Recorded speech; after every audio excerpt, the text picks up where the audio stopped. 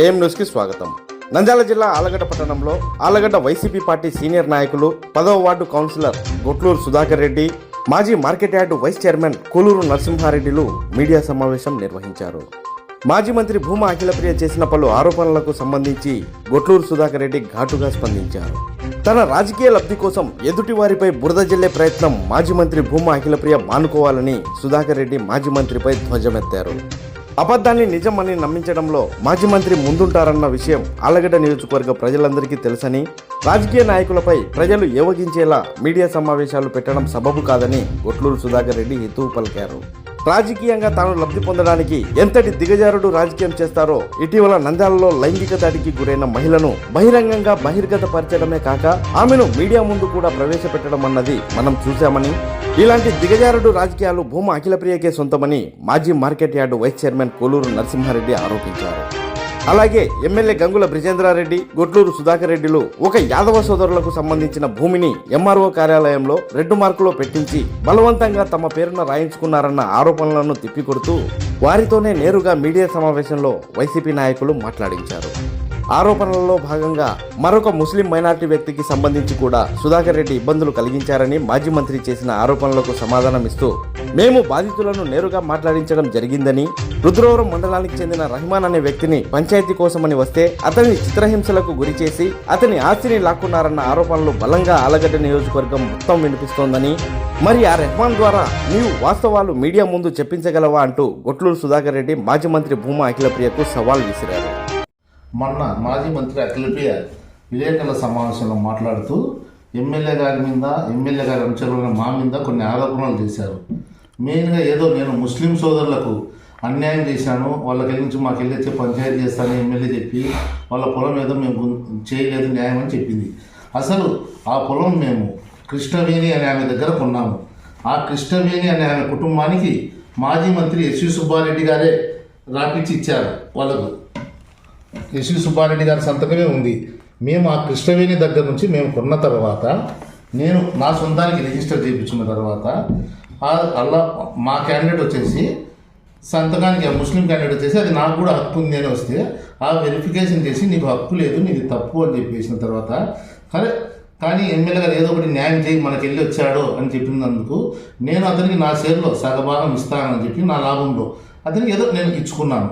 నా ఆధారంలో నేను అతనికి ఇచ్చుకున్నాను. దాన్ని ఏదో నువ్వు ఆరోపణలు చేసి సుధాకర్ రెడ్డి అన్యాయం చేశాడు ముస్లిం క్యాండిడేట్లకు, సుధాకర్ రెడ్డి ఇప్పుడు ఎమ్మెల్యే ఇంటి దగ్గరికి రావడం లేదని చెప్తున్నారు. సుధాకర్ రెడ్డి 24 గంటలు ఎమ్మెల్యే ఇంటి దగ్గరనే ఉంటున్నా, నేను ఎక్కడికి పోలేదు. ఈ పొద్దే కాదు, పుట్టిన నుంచి గొట్లూరు కుటుంబం గంగుల వెంటనే నడుస్తున్నాం. ఈ పొద్దుతో కాదు మేము ఉండేది. మేము ఏ పొద్దు కూడా పక్క స్టెప్పు పక్క సూపు మాకు లేదు. ఎవరో నీకు చెప్తే అబద్ధాలు చెప్తే వెళ్ళని నమ్మి మాట్లాడడం పద్ధతి కాదు. నువ్వు మాజీ మంత్రిగా పనిచేశావు, నువ్వు కూడా హుందాతనంగా ఉండాలని కోరుకుంటూ ఏది నిజము ఏది అబద్ధము నిజంగా నీ కాడ సాక్ష్యాధారాలు ఉంటే ఈ పొద్దు మీడియా సోదరులకు ఇవ్వండి. ఊరికి అబద్ధాలు చెప్తూ ఎమ్మెల్యేకి అక్కడ 200 ఎకరాలు ఉన్నాయి, ఇక్కడ 20 ఎకరాలు ఉన్నాయి, ఇవెల్లా అబద్ధం మాటలు మాట్లాడుకుంటూ ఏదో నిందేస్తే ప్రజల్లోకి వెళ్ళిపోతుంది. అబద్ధాన్ని నిజమని నమ్మేయడంలో అఖిలప్రియ ముందుంటారని ఆళ్లగడ్డ తాలూకా ప్రజలందరూ అనుకుంటున్నారు. ప్రజల్లో నిన్ను ఏవగించుకునే మీడియా సమావేశాలు పెట్టాలని మేము కోరుకుంటాము. నిజం ఉంటే ఈ పొద్దుటికైనా నువ్వు మీడియా సోదరులకు సాక్ష్యాల రూపంలో ఇవ్వు, దాన్ని మేము అందరం స్వాగతిస్తాము. అలాగే నువ్వు మంచి సలహాలు ఆళ్లగడ్డ అభివృద్ధి కోసం ఇస్తే మా ఎమ్మెల్యే గారు ఎప్పుడైనా స్వాగతిస్తారు. ఆళ్లగడ్డ అభివృద్ధి కోసం నిరంతరము తపన పడుతుంటాము.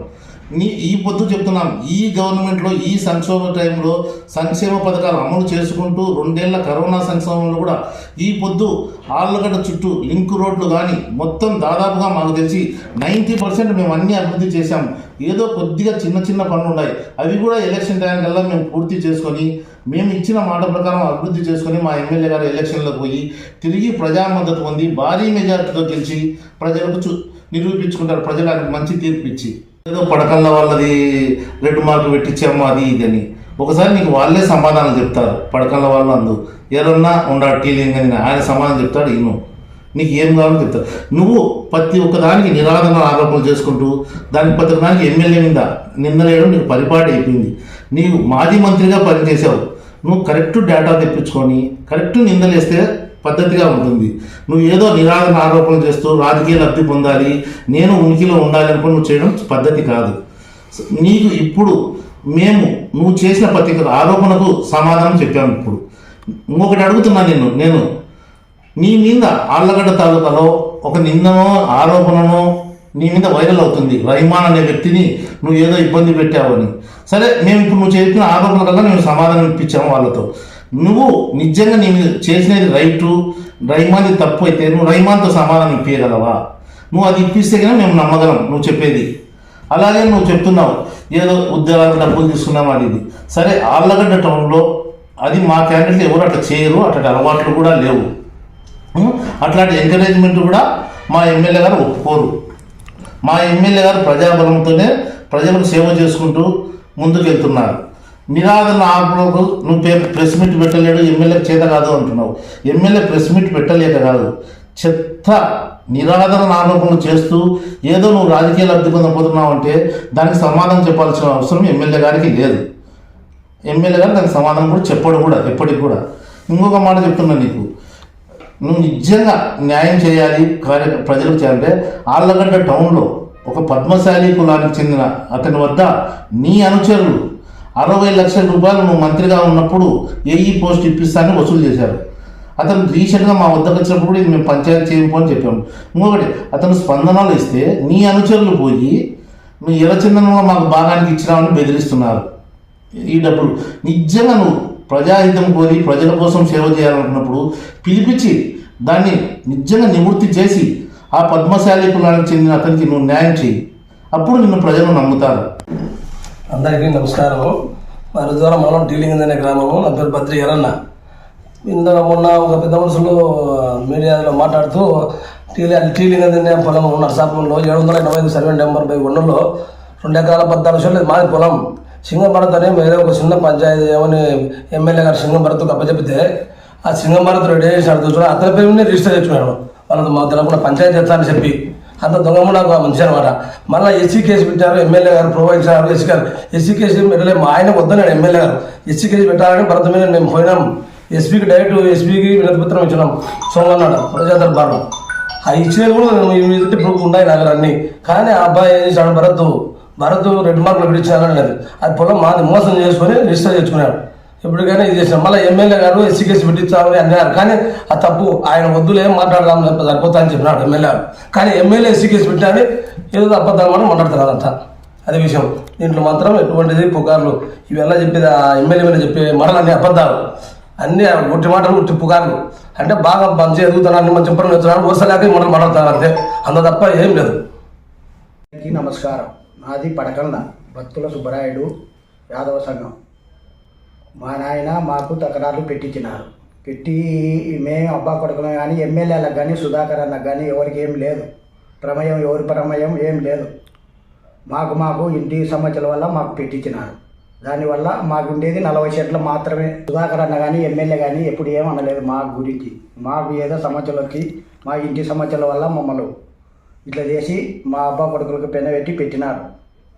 పెట్టి మమ్మల్ని ఇట్లా చేసినారు. మాకు ఉంది 60 సెంట్లు, మా పాత ఆస్తి 40 సెంట్లు. ఇప్పుడు కొన్ని ఉండేది 20 సెంట్లు, 60 సెంట్లు మాత్రమే మాకు ఉండేది. ఈ 60 సెంట్లకు వాళ్ళకి ఏం ప్రమేయం లేదు. ఎమ్మెల్యే కానీ సుధాకర్ అన్న కానీ ఎవరికే కానీ ఏం ప్రమేయం లేదు.